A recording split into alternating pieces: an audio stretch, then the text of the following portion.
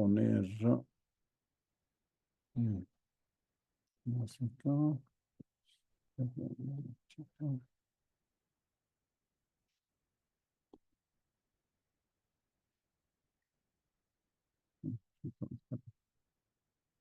Buenas noches, entonces de nuevo a todos. Vamos a dar comienzo a esta lección número 7, en la cual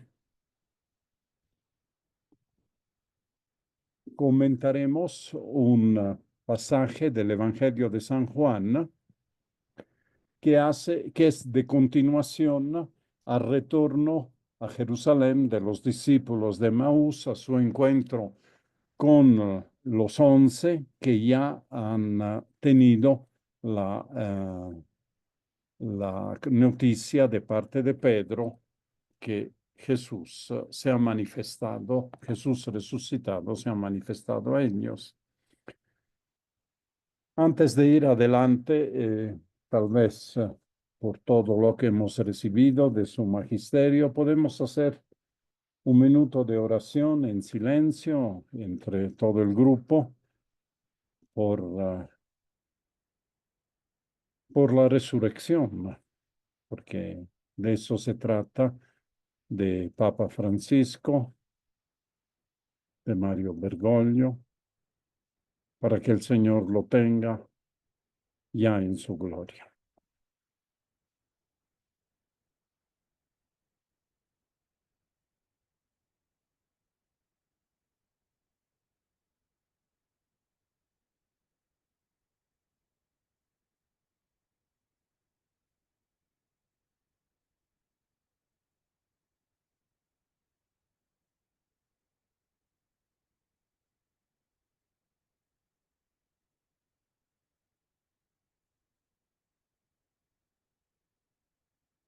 Dónale, Señor, el descanso eterno y brille para él la luz perpetua. Amén. Vamos entonces con nuestra lección. Y el relato que vamos a comentar es, como les decía, el capítulo 20, pocos versículos, fíjense, 4 versículos nada más, del 19 al 23. Comparado con el relato de Maús, realmente es muy corto el pasaje que vamos a comentar. Ese mismo día, el primero después del sábado, los discípulos estaban reunidos por la tarde. Ya es de tarde, ¿verdad? Han vuelto los discípulos de Maús, con las puertas cerradas por miedo a los judíos. Llegó Jesús, se puso de pie en medio de ellos y les dijo: la paz esté con ustedes. Dicho esto, les mostró las manos y el costado. Los discípulos se alegraron mucho al ver al Señor. Jesús les volvió a decir: la paz esté con ustedes. Como el Padre me envió a mí, así los envío yo también. Dicho esto, sopló sobre ellos y les dijo: reciban el Espíritu Santo. A quienes descarguen los pecados serán liberados, y a quienes se los retengan les serán retenidos.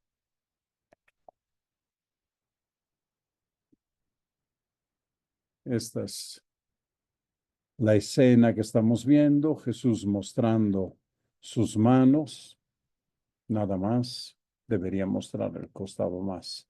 Y si cuentan, ¿cuántos son? 3, 2, 5, 7, 10. No están los 11. Obviamente había más gente. Por ejemplo, había los discípulos de Maús. Sin duda había algunas de las mujeres que en la mañana ya habían tenido la fe, la certeza después con las apariciones de Jesús, de que Jesús había resucitado. Pero, ¿por qué ponen solo 10? Ya sabemos, por la continuación, que Tomás no estaba con ellos, ¿no? Por alguna razón, no sabemos por qué, pero no estaba reunidos con ellos. Vamos a dar una visión de conjunto de estos 5 versículos. Dije 4, son 5. Se cuenta del 19, el 23 también. Son 5 versículos densos, entonces, de teología y de revelaciones, de mensajes del resucitado a la iglesia. La primera cosa es que seguimos en el día domingo. Igual que en Lucas, el relato es teológico, es decir, todo se concentra en el día de la resurrección. Todo sucede en un día. La resurrección, la glorificación, la asunción y el don del Espíritu. Para Juan y para Lucas, por lo menos en el Evangelio, todo es en un día. Después Lucas expande este día en los 40 días hasta la asunción de Jesús al cielo y 50 días hasta la Pentecostés. Y la liturgia ha recogido el relato de Hechos de los Apóstoles que hemos visto la otra vez. Este relato justamente expande este día largo, ¿no? Del domingo en 40 días y de más 10 días. ¿Qué sucedió? Evidentemente, desde el punto de vista teológico, al resucitar Jesús es en este mismo momento glorificado y en este mismo momento asciende a la diestra de Dios y en ese mismo momento deja a sus discípulos, ¿no? Él es su espíritu para que vayan a la misión. Pero hay también un mensaje catequístico, ¿no? Que lo que la iglesia va a anunciar a la misión es lo que ha recibido de Jesús resucitado. Es la pedagogía que ha hecho Jesús, como con el ejemplo que hemos hecho, con la metáfora, es esta escuela del nuevo idioma de la resurrección que han tenido que aprender durante 40 días. En todo caso, según esta visión de Juan, en la tarde del domingo son 10 discípulos reunidos a puerta cerrada por miedo. ¿Miedo a quién? Miedo a los judíos. Esto podemos ser ya una pequeña aplicación, es que frente al mundo, frente a las amenazas, los cristianos tenemos la tendencia a cerrar las puertas con cerrojo por miedo a lo que el mundo nos puede hacer. Una de las pedagogía, de las enseñanzas que hará el resucitado a sus discípulos es que no deben tener miedo. El día de Pentecostés abren las puertas y salen, pero eso no ha podido ser el mismo día domingo, se ha necesitado todo un camino de formación, o todo un camino de preparación, un camino de comprensión de su fe en Jesús resucitado, de manera que con la efusión del Espíritu Santo pueden abrir los cerrojos, abrir las puertas y presentarse ante el pueblo sin ningún miedo. Pero aún hoy, ¿no? Cerramos normalmente nuestras comunidades, nuestras familias, nuestros corazones. ¿Por qué? Porque lo de afuera, lo que es diferente, nos da miedo. Preferimos cerrar las puertas. Pero no cerramos las puertas al Señor, porque Jesús se presenta en medio de ellos. Ya hemos comentado bastante esto. Jesús se presenta, quiere decir Jesús se deja ver, siempre estuvo ahí, siempre estuvo en medio de la iglesia, solo que no lo veían, no percibían que estaba allá. Pero llega un momento en que Jesús se deja ver, ¿no? Sí, se presenta, no cruza ninguna puerta cerrada, no es como en ciertas películas que aparece un fantasma que pasa por las paredes o por las puertas, no, estaba ahí, siempre estuvo ahí y está ahí ahora para darles la paz. un pensamiento, no sé cuán herético puede ser, ¿no? Es que todos nuestros difuntos han resucitado en Cristo. Los que murieron en Cristo resucitarán en Cristo, dice San Pablo, ¿verdad? Y igual que Jesús, no lo harán 40 días, 50 días después, lo harán en el momento de su muerte. Yo pensaba que el Papa Francisco, el momento de morir, ya ha resucitado, ya está en la gloria de Dios, igual que nuestros padres, nuestros hijos perdidos, nuestras esposas, esposos, amigos queridos que se nos ha ido, han resucitado y de alguna manera comparten también muchas de las características del cuerpo transfigurado, del cuerpo glorioso del Señor. Algunas expresiones nuestras que decimos que los que han muerto los sentimos presente. Sentimos a veces, hablamos con ellos como si estuvieran en medio de nosotros, ¿verdad? Junto a nosotros. No son solo maneras de decirlo, es que realmente, de una manera misteriosa, sin que nosotros los veamos, porque ellos tienen que dejarse ver como Jesús, es el que se deja ver, no la vamos a buscar como un objeto, ¿no? También ellos están en medio de nosotros, están junto a nosotros, y no es descabellado escuchar relatos donde uno siente la presencia de sus padres, su abuelo, sus amigos, personas que han influido mucho en su vida, que están ahí para darle aliento, para darle esperanza, para que no se sientan solos. ¿M? Hasta se puede hablar con ellos mejor de cuando estaban con vida. Bueno, es parte de este misterio de la resurrección del Señor que arrastra consigo la resurrección también de los que mueren en paz con Él. Jesús entonces se presenta ahí para darles la paz y para que no crean, igual que en Lucas, que es un fantasma que tienen alucinaciones, le muestra con el lenguaje anterior, con el idioma antiguo, le muestra que es Él. Entonces le muestra sus heridas, ahí están. Soy el mismo que vieron morir, no soy otro, no estoy reencarnado en el cuerpo de no sé quién, ¿no? Soy yo el mismo que fue crucificado. Y aquí están las pruebas. No solo les muestra esto para que su alegría fuera completa, para que ya se convenzan totalmente de que están frente a algo totalmente nuevo, ¿no? Sopla sobre ellos el Espíritu Santo.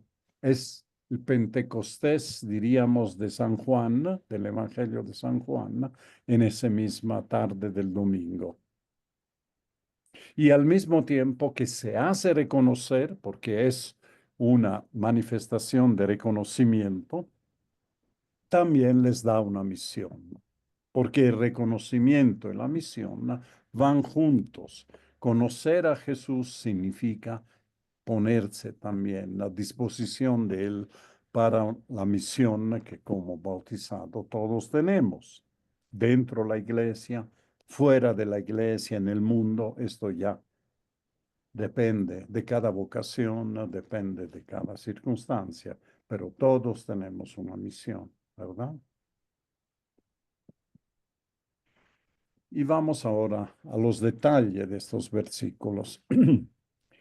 Ese mismo día, el primero después del sábado, los discípulos estaban reunidos por la tarde con las puertas cerradas. Ya hemos comentado eso de las puertas cerradas.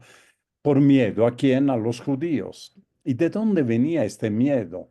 Sin duda ya había corrido la voz que la tumba del Nazoreo estaba vacía, que la piedra había sido removida. De ahí vienen todas las historias que nos cuenta, los chismes, etcétera, que nos cuenta San Mateo en su evangelio, el único que nos cuenta. Pero algo debió suceder porque la tumba estaba allá. Y si decían que la tumba estaba vacía, bueno, uno podía ir a averiguar si estaba o no. Y el miedo a los judíos era que los judíos tenían la teoría que se lo habían robado el cuerpo justamente para hacer quedar mal a las autoridades, ¿no? Para demostrar que Jesús iba a resucitar, aunque no tenían idea de qué significaba resucitar para Jesús. Pensaban que igual que Lázaro iba a revivir, entonces lo iban buscando otra vez como un objeto para presentarlo. Hay una película también, La Resurrección de Jesús, se llama. Estuve ojeándola estos días para ver cómo se pone el arte, en este caso el arte escénica, las películas, frente a la resurrección de Jesús. Por suerte en esta película no describen directamente la resurrección, no muestran la piedra rodar, los ángeles llegar, alguien, una luz salir del... No, nada de eso, por suerte no hay. Pero hay todo un trabajo que hace el tribuno romano que estuvo a cargo de la crucifixión para averiguar qué pasó con el cuerpo de Jesús, ¿no? Hay toda una historia que es bonita, hay barbaridades como el momento que tienen que buscar a María Magdalena, ¿no? Que era seguidora de Jesús, quería interrogarla, entonces no tiene mejor idea que ir a donde su soldado a preguntar si conocían María Magdalena y todo el mundo levanta la mano, ya. Eso ya era realmente un abuso total, ¿no? Porque María Magdalena no era eso. Pero hay un cierto juego psicológico de cómo este tribuno romano va cambiando su actitud hasta convencerse que lo que no ha sido robo de un cadáver, sino que ha sido una resurrección. Si a alguien le interesa, creo que está en Netflix, se llama La Resurrección de Jesús. Hay que ver esas películas para criticarlas también, ¿no? Y para ver si algo se puede rescatar. Bueno, esto era la razón del miedo a los judíos, eran que lo estaban buscando para que le digan dónde han puesto el cuerpo. Jesús se presentó, ya hemos dicho, apareció en medio de ellos, ¿no? Se hizo ver. Y hay un detalle que dice Juan, se puso de pie en medio de ellos. Ponerse de pie es ser victorioso, es señal de que está con toda su gloria, ¿verdad? Y le dice, la paz esté con ustedes, shalom alejem, ¿no? Esa, este es un saludo convencional, pero en boca de Jesús tuvo que sonar de una manera muy diferente, ¿no? Muy bien. Entonces, este día domingo, un día muy largo que empezó de madrugada con las mujeres en el sepulcro, después con Pedro y Juan quedándonos en la descripción del Evangelio de Juan, ¿verdad? Siguió con Pedro y Juan visitando la tumba vacía, la Magdalena que se queda llorando y que termina a los pies del resucitado. No me toques, no me retengas, no es no me toques, no me retengas porque todavía no he subido al Padre. Esta frase misteriosa que nos puede hacer sospechar un adelanto de su encuentro antes de subir al cielo. Ahora estamos en la tarde, los 10 no está Tomás, están reunidos con las puertas cerradas, el miedo los persigue. Ya hemos visto por qué, por el tema de la tumba vacía y de que los judíos, las autoridades judías los estaban buscando. Tal vez también los romanos, aunque dudo que a los romanos le interesaran mucho esos detalles. Igual que en Lucas tenemos casi la misma palabra. Él vino y estuvo en pie en medio de ellos. ¿Sí? No se apareció de la nada, no cruzó paredes, se hizo visible, se mostró. Abrió sus ojos como a los discípulos de Maús. ¿Por qué? Porque siempre estuvo en medio, pero ahora se deja ver. Además, de pie victorioso, hemos dicho. El saludo de Jesús es el convencional, Shalom Aleichem, pero ahora es un saludo real, es una paz sacramental, es decir, una paz que significa lo que se dice, fruto de la glorificación del Cristo que brota de las llagas. Les ha mostrado las llagas, ¿sí? Ahí es la paz que viene después de su pasión y después de su resurrección. Dicho esto, les mostró las manos y el costado. Los discípulos se alegraron mucho al ver al Señor. Jesús les volvió a decir, la paz con ustedes. Como el Padre me envió a mí, así los envío yo también, ¿no? Otros dos versículos. Bueno, igual que en Lucas hay dudas. Aquí no se dice que creían ver un fantasma. ¿Por qué? Porque ya saben que ha resucitado y que se ha aparecido a Pedro y bueno, ante las posibles dudas, entonces Jesús se hace reconocer. ¿Y cómo lo hace? Mostrando las heridas de las manos y del costado. Fíjense, este es un detalle solo de Juan.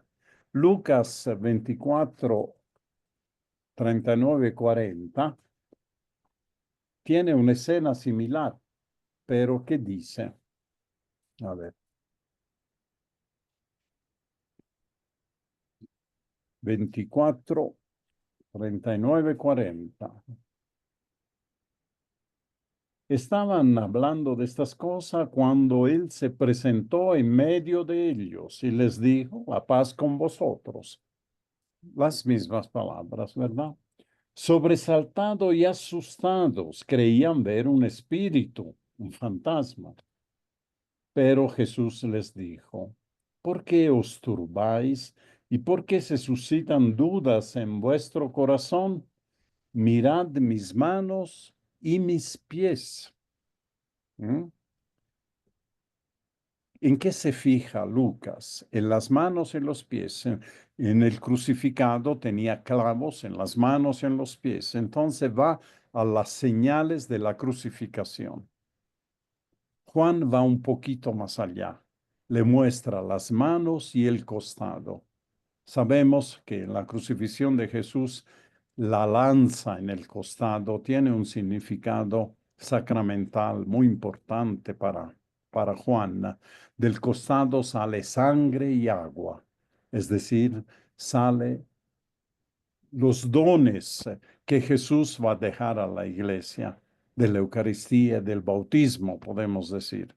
Entonces, el costado tiene una importancia fundamental en la teología de San Juan, a diferencia de Lucas, donde son, como uno esperaría, las manos y los pies para mostrar que era el mismo. Jesús les muestra las manos y el costado, de manera que si uno tiene que hacer una, un cuadro, una pintura, de la presentación, de la manifestación de Jesús según el Evangelio de Juan, tiene que hacer Jesús mostrando el costado, es decir, con ropa que muestren su costado derecho, era, ¿no? El costado derecho.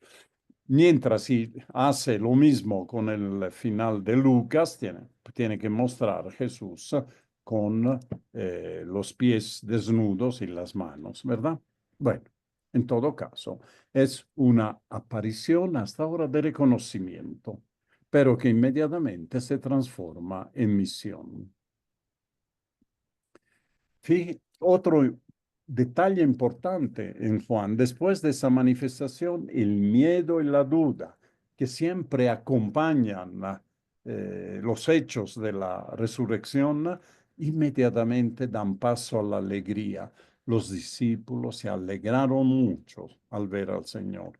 Estaban muertos de miedo con las puertas cerradas, ¿sí? A pesar de que ya por María Magdalena, por Pedro, habían tenido conocimiento de la resurrección, pero seguían con miedo, pero este miedo se transforma en alegría. Se alegraron mucho al ver al Señor. ¿Por qué lo pueden ver? ¿Por qué? Porque Él se le muestra, Él se le ofrece, ¿verdad? A su vista. La duda dan paso a la alegría para ver al Señor. Y esta alegría también está en el relato de Lucas, ¿verdad? Dice así: mirad mis manos y mis pies, soy yo mismo. Palpadme y ved que un espíritu, un fantasma, no tiene carne y huesos, como veis que yo tengo. El cuerpo es la señal de que el resucitado es el mismo Jesús que fue crucificado. Y diciendo esto, les mostró las manos y los pies. Como ellos no acabasen de creerlo a causa de la alegría, estuviesen asombrados, les dijo: tenéis aquí algo de comer. En Lucas, entonces, el miedo a ver un fantasma se transforma en la alegría después que se dan cuenta que Jesús es el mismo a través de las señales de las llagas en las manos y los pies, ¿verdad? Pero la alegría es el sentimiento que al final prevalece. Jesús les vuelve a saludar con su paz. Ahora recibe con mucha alegría. Dos veces. La primera vez estaban todavía asombrado, dudoso, ¿sí? Ahora lo reciben con mucha alegría. Y ahora viene la misión. Y quién sabe, esto es el mensaje bonito, fundamental que nos quiere dar Juan. Y le dice: como el Padre me envió a mí, ahí así los envío yo también. Hay que hacer énfasis en ese cómo. La misión encargada a los discípulos es la misma misión que el Padre le encargó a Jesús. En Juan 17:18, en la oración sacerdotal, el capítulo 17, Jesús dice: así como tú me has enviado al mundo, así yo también los envío al mundo. Quiere decir entonces que este cómo significa que hay una línea, ¿no?, de actuación. El Padre envía al Hijo, el Hijo nos envía. Muy bien. El Padre lo ha enviado a Él nos envía a nosotros. Pero este cómo tiene un significado más profundo. Significa de la misma manera, no solo a través de ese procedimiento, podríamos decir, ¿no? ¿Sí? Porque al final es el Padre también que nos envía la misión. Pero la manera como tenemos que hacer la misión, ¿no?, es similar a la manera como Jesús hizo la misión. El modelo de nuestra misión, ¿no?, es Jesús mismo. Así como tú me has enviado al mundo, así yo también los envío al mundo. Como el Padre me envió a mí, así los envío yo a ustedes. De manera que no tenemos que inventarnos mucho en nuestra misión. La actitud fundamental, las características fundamentales de la misión están en la misión de Jesús, en la vida de Jesús. Tenemos que acudir al Evangelio para imitarlo. Es también importante recordar que Juan enfatiza el aspecto de que Jesús es el enviado del Padre para enviar a los 12. Yo no hago nada por mi cuenta, yo solo hago lo que el Padre me dice, la razón por la cual el Padre me ha enviado.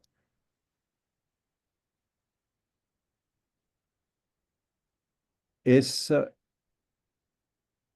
la característica fundamental de Jesús, que no ha venido por su cuenta, ha sido enviado del Padre. Todos sus momentos es el Padre el que actúa. Por eso hablamos la otra vez de hablar con mayor propiedad teológica que Jesús fue asunto al cielo por el Padre, más que Jesús ascendió al cielo.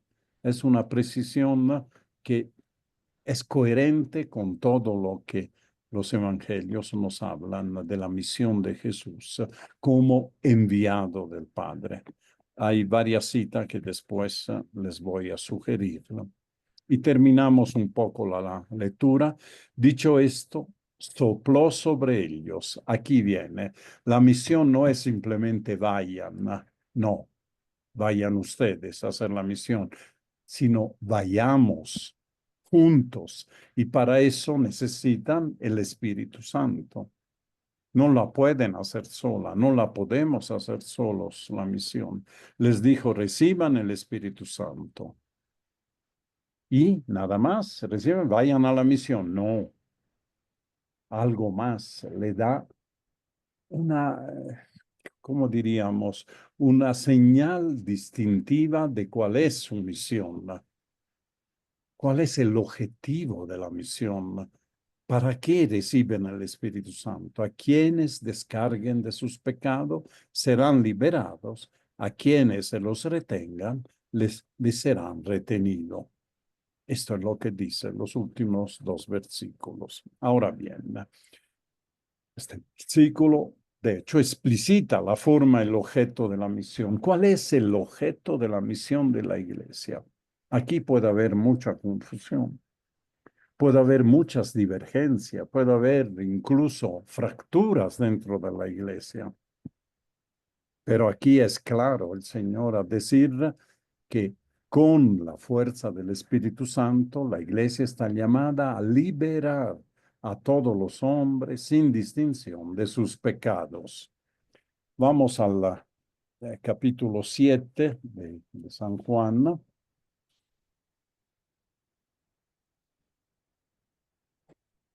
7, 37, 39. La promesa del agua viva. ¿Sí? En el capítulo 7, cuando Jesús Gracias. sube a la fiesta de las cabañas y tiene una Aquí. discusión con los judíos. El último día de la fiesta, el más solemne de la fiesta de las cabañas, dedicado a exaltar el valor, el don de la ley de Dios, el más solemne, Jesús puesto en pie, gritó. Ya no estaba enseñando, estaba dirigiéndose a la multitud. Si alguno tiene sed, venga a mí y beba el que crea en mí. Como dice la escritura, de su seno, podríamos traducir de su costado, ¿verdad? Correrán ríos de agua viva. Esto lo decía refiriéndose al Espíritu que iban a recibir los que creyeran en él, porque aún no había Espíritu, pues todavía Jesús no había sido glorificado. ¿Por qué no lo hizo antes? ¿Por qué no los envió antes a la misión? Porque solo una vez glorificado puede efundir su espíritu sobre ellos. Aquí dice claramente, porque aún no había espíritu, pues todavía Jesús no había sido glorificado. Eso puede explicar toda la confusión mental que tuvieron y teológica, ¿no? Que tuvieron los discípulos antes de la resurrección. Todavía no tenían el Espíritu. Entonces, esto es el objeto de la misión, junto al Espíritu. Ahora sí, con el Espíritu fundido del costado, ¿no? Del Señor, del crucificado, la misión es liberar a todos los hombres sin distinción de sus pecados. ¿Qué significa entonces? Si esta es la misión, liberar a los hombres de sus pecados, podríamos decir que la misión de la iglesia es un exorcismo, porque liberar de los pecados significa quitar, ¿verdad? Eh, las personas al dominio, a la esclavitud del mal, del diablo. Hay que hacer un exorcismo, pero no un exorcismo particular a un endemoniado, sino a la humanidad en cuanto pecadora. Entonces los discípulos ricos, podríamos decir, llenos del Espíritu derramados, están en condición de ejercer este servicio exorcístico en la humanidad. perdonar los pecados de la humanidad, a quienes descarguen. Los pecados son como una carga que hay que quitar, hay que ayudar a descargar, como nuestros cargadores, ¿no? En los mercados. Cuando llevan una carga, hay que ayudarles a bajarla, no hay que dejarlo solo en su esfuerzo. Entonces, a quienes liberen de sus pecados, a quienes descarguen de sus pecados, ¿sí? A quienes perdonen sus pecados, otra manera de decirlo, serán liberados de esa carga que oprime el corazón, que oprime la vida. Y a quienes se los retengan, les serán retenidos. Es un poder inmenso que tiene la iglesia. Y un poder que en los Hechos de los Apóstoles, aquí están varias citas, podemos estar leyendo algunas, se va ejerciendo, se va mostrando. La primera, por ejemplo, en 5:11, en los Hechos de los Apóstoles. Vamos a ver.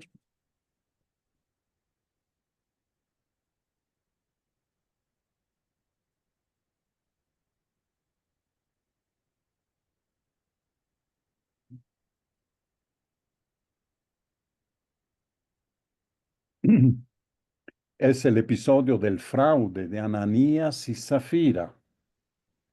Empezamos un poco antes. Pedro les replicó, ¿cómo os habéis puesto de acuerdo para poner a prueba el Espíritu del Señor? Mira, aquí a la puerta están los pies de los que han enterrado a tu marido.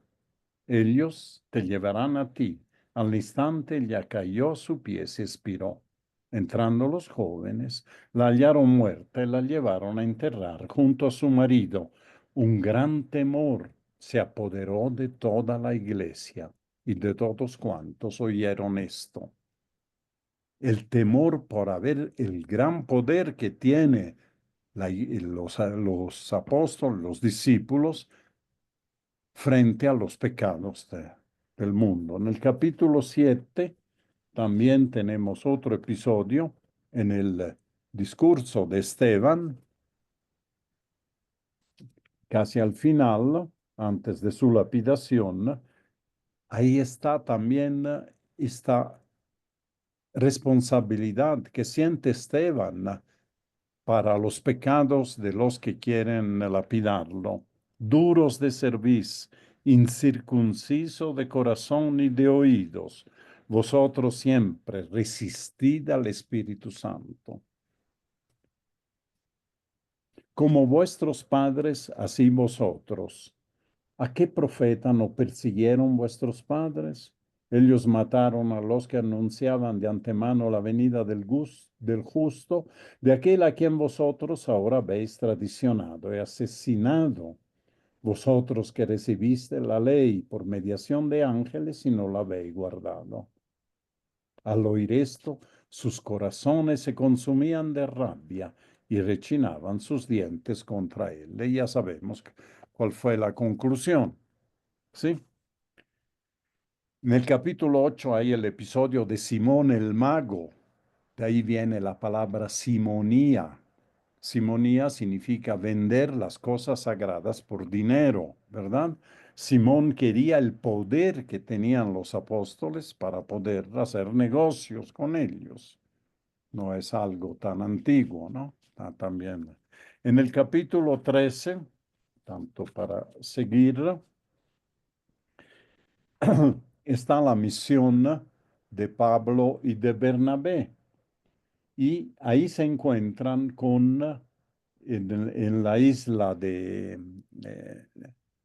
de Chipre, habiendo atravesado toda la isla hasta Pafos, encontraron a un mago, un falso profeta judío llamado Bar Jesús, hijo de Jesús significa, ¿no? Que estaba con el procónsul Sergio Paulo, hombre prudente. Él hizo llamar a Bernabé y Saulo, deseoso de escuchar la palabra de Dios, pero se les oponía este mago, Elimas, pues eso quiere decir su nombre, intentando apartar el procónsul de la fe. Entonces Saulo, también llamado Pablo, lleno de Espíritu Santo. Fíjense, siempre se remarca, con el Espíritu Santo hacen esto. Mirándole fijamente le dijo, tú, repleto de todo engaño, de toda maldad, hijo del diablo, enemigo de toda justicia, ¿no acabarás ya de torcer los rectos caminos del Señor? Pues ahora mira la mano del Señor sobre ti. Te quedarás ciego y no verás el sol hasta un tiempo determinado. Entonces liberan de la carga, pero a los que no a quienes se lo retengan les harán retenido, a quienes le mantengan su carga. Y aquí hay otro episodio entonces de exorcismo que hace los apóstoles, Pablo en especial. Se acordarán también de esa muchacha medium vidente en Éfeso y otras cosas más. Bueno, ahora bien, y esto me parece un punto que hay que remarcar. El servicio que que Jesús ha dado, la misión que Jesús ha dado de perdonar los pecados, abarca mucho más que una dimensión de justicia humana. Hay muchos males en el mundo, hay muchos males en la sociedad, la pobreza, la ignorancia, la esclavitud, las enfermedades, ¿no? Y estas clase, digamos, de males no son los males primarios que la iglesia, no son los males radicales que la iglesia tiene que perdonar, contra los cuales tiene que luchar. Finalmente, estos males hay instituciones donde participan desde luego también los cristianos que están a cargo de disminuir la pobreza, de mejorar la educación, de evitar la esclavitud, de sanar las enfermedades, de acompañar a los que están enfermos de la psique, de la soledad, de, de, de todo lo que sea, del abandono. Todo esto son males contra los cuales los hombres y los cristianos también tenemos que luchar a través de las instituciones que están llamados para eso. Entonces, esta la llamaríamos la dimensión de la justicia humana. En cualquier sociedad, sea la China, sea de Estados Unidos, sea de Europa, sea de Latinoamérica, sea de Oceanía, de África, la sociedad tiene que luchar contra eso. No se necesita de manera especial la iglesia, aunque la iglesia colabora, la iglesia a veces toma la iniciativa, hace los hospitales, pero después tiene que pasarlo al Estado para que el Estado lo maneje, porque no es el servicio principal, no es la misión principal de la iglesia esa, es parte de su misión. Entonces, yo diría con una frase, Dios no hace lo que los hombres pueden hacer. No nos pide como iglesia de hacer lo que la sociedad civil puede hacer. Pero hay algo más. El servicio que hace es incluso más que la dimensión sacramental, del sacramento de la reconciliación, de la confesión, de absorber los pecados individuales. Si se redujera solo a eso, el servicio de la iglesia, bueno, tenemos que construir confesionales en cada esquina de la ciudad, porque la iglesia tiene que absorber los pecados individuales. No, va más allá, ya sea de los males sociales que uno puede resolver sin necesidad que la iglesia se haga cargo de todo, ¿sí? Como en la Edad Media, tal vez en ese momento era necesario.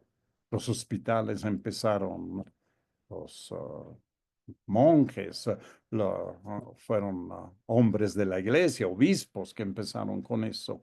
Pero hoy en día ya sabemos que la pobreza, la educación, la esclavitud y la dimensión sacramental también es importante, tiene que absolver los pecados y es necesario pasar por esa dimensión sacramental y no quedarnos simplemente yo me confieso delante de Dios.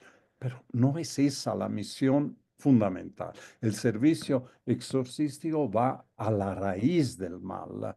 Es la liberación, la remisión de los pecados, apunta a liberar al hombre del poder del maligno. Todas las veces que opone resistencia al Espíritu Santo, hemos leído claramente, es con la fuerza del Espíritu Santo que Pablo exorciza, Pablo aleja esos males, sin que le tengamos miedo al maligno. Antes podíamos tenerle miedo, pero Cristo ha vencido la muerte, que es el arma más poderosa del maligno. Y por tanto, la misión de la iglesia es esto, liberar del poder del maligno a todos los hombres. La primera, es lo que no pueden hacer las instituciones de las Naciones Unidas, no pueden hacer los ministerios, no pueden hacer cualquier ONG, etcétera. Lo único que sabe hacer, y solo ella puede hacer, con exclusividad de la iglesia, es liberar de los pecados, liberar del poder del maligno. Pero también podemos preguntarnos si tiene sentido repetir yo me confieso solo ante Dios, ¿no? Es la iglesia la única autorizada para perdonar los pecados, también en la, pero no fundamentalmente, pero también en la dimensión sacramental. Lo que quiere liberarnos es de mucho más. La meditación que sobre estos versículos que podemos hacer es misioneros como Dios. Si podemos profundizar eso, ¿qué significa? La misión de Jesús y la nuestra son trinitaria. A ver, ¿por qué? Porque ambas proceden del Padre por medio del Hijo, ¿sí? Y esta relación de procedencia del Padre y el Hijo es lo que llamamos el Espíritu Santo. Es la relación entre el Padre y el Hijo, ¿sí? Y se extienden a toda la humanidad gracias al Espíritu. Cada misionero dentro de la iglesia también es enviado por el Padre por medio del Hijo, ¿sí? Acompañado del Espíritu Santo. Hay un aspecto trinitario entonces en nuestra misión que nunca debemos perder de vista. Jesús nos mostró esto en su vida. Se declara siempre el enviado por el Padre y en los momentos clave es acompañado por el Espíritu. Bautismo, transfiguración, glorificación en el templo, en Juan 12:28, vayan a leer. Siempre aparece el Padre, este es mi Hijo amado, este es mi enviado, y repleto del Espíritu Santo, en la presencia del Espíritu Santo. Nosotros también somos enviados por el Padre, por medio de Jesucristo, y con el apoyo, con la compañía del Espíritu. Y esta es una respuesta también a las preguntas de las primeras comunidades, pero también de las nuestras. ¿Dónde está el Señor resucitado? ¿Dónde está Jesús? Para ayudarnos, para guiarnos, pero está a través de su Espíritu. El Espíritu en la iglesia, en los bautizados, es la garantía de que la misión viene del Padre por medio del Hijo. Y aquí hay una serie de lecturas que se la dejo para su meditación. ¿Cómo discernir esta frase tan misteriosa? Como el Padre, también yo los envío, para que en nuestra misión seamos como Jesús, actuemos como actuó Jesús, como enviado del Padre, ¿no? Todas son citas de Juan, van desde el capítulo 3 hasta el capítulo 17, que es la oración sacerdotal. Hay una insistencia del evangelista Juan en el envío. Jesús ha sido enviado para que nosotros también seamos enviados al mundo a completar la obra gracias al Espíritu que nos acompaña. La oración que les propongo es la siguiente. Padre de bondad, Hoy nos sentimos enviados personalmente por ti mediante tu Hijo Jesucristo y con la fuerza del Espíritu Santo. Por eso queremos imitar el amor que une a la Trinidad y que Jesús nos ha dado a conocer, poniéndonos en relación con nuestros hermanos, teniendo compasión de sus miserias e intercediendo por ellos para que obtengan el perdón de sus pecados y contribuyan a la construcción de tu reino. Te lo pedimos, animados por el Espíritu, por medio de nuestro Señor Jesucristo. Amén. Y subrayado, poniéndose en relación, no considerándolo como objeto, contenedores de nuestra misión, no, blancos de nuestra misión, sino como hermanos con los cuales entramos en relación, como el Hijo está en relación con el Padre a través del Espíritu. Para pasar a la acción, esta reflexión. En nuestra misión consideramos el mundo de la nueva creación, de la creación a la cual somos llamados a colaborar con nuestro testimonio, con nuestro anuncio, ¿verdad? Con nuestra fe, nuestra oración. La nueva creación inaugurada, no llevada al cumplimiento todavía, inaugurada por la resurrección de Jesucristo. ¿Consideramos al mundo un contenedor de personas y de la creación? ¿Como objetos los vemos? ¿O el resultado de relaciones trinitarias entre hermanos, con Dios y con la creación? El hombre está creado para relacionarse también trinitariamente con sus hermanos, con Dios y con la creación. Un aspecto con la creación que tanto ha insistido el Papa Francisco, que nos ha dejado dos lindas encíclicas para que no nos olvidemos que la creación es parte de este nueva tierra, nuevo cielo que Cristo resucitado ha inaugurado. Les he puesto como recomendación una lectura, podemos mostrársela, pero después ustedes la ven. Bueno, ya.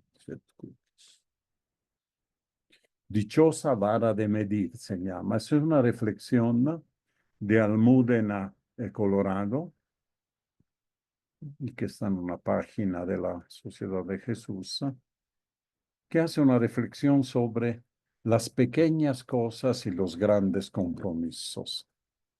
Son cuestiones que a veces pasan desapercibidas, no es muy larga en nuestra misión, ¿no? Sí, les invito a leerla y a meditar sobre esto, ya que van a seguir